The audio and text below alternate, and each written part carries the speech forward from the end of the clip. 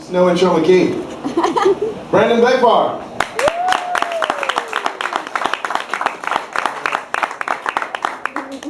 Thank you. It's a little bit. How are we doing tonight? Good.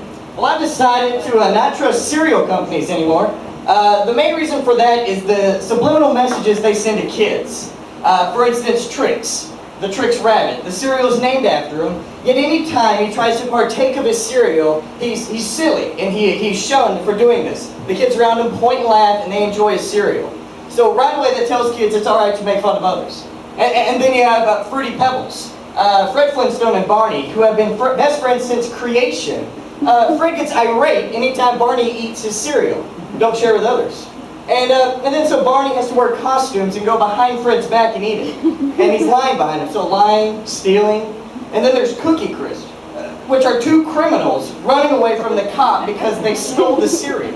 It's like a scene from Cops, right there on the cereal box. The guy's jumping over the seat, the cop's reaching, the dog's biting the cop right in the ass, and it's all one big scene. I don't trust Quaker Oats, General Mills, any of that anymore. Sometimes I like to get those little bitty bottles of liquor and those handy snacks, dip it in the cheese and a G.I. Joe, and pretend I'm a giant drinking with a normal-sized person eating French bread.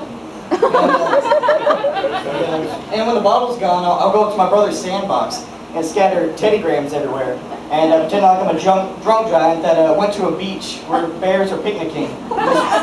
Sometimes you get the little army men out there, the U.S. Guard, if I'm running too much of a muckus among the bears. And you can only do it with little bitty bottles in your hand. You can't do it without it, because no drunk, sober giant would run around and run a muckus.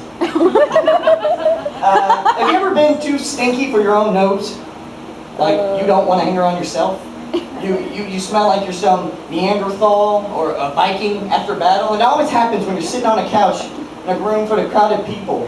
And you'll move and you'll open this air pocket that you've been reciting in depth hell. And it just comes up and hits you and you're like, oh. What? You look around, you see if anyone's standing around with their fingers next to you, like it's been horrible. And you're like, what did I do today? Did I get bit by a zombie? Am I rotting flesh? What's going on here? I'm going to leave you with this. The next TV show, I think, that should become a movie is Reading Rainbow. But you don't have to take my word for it.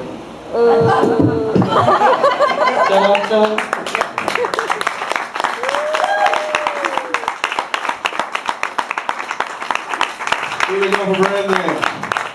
Keep it going for all the comments you've seen tonight. Yeah. That was awesome. I hope you've enjoyed yourself.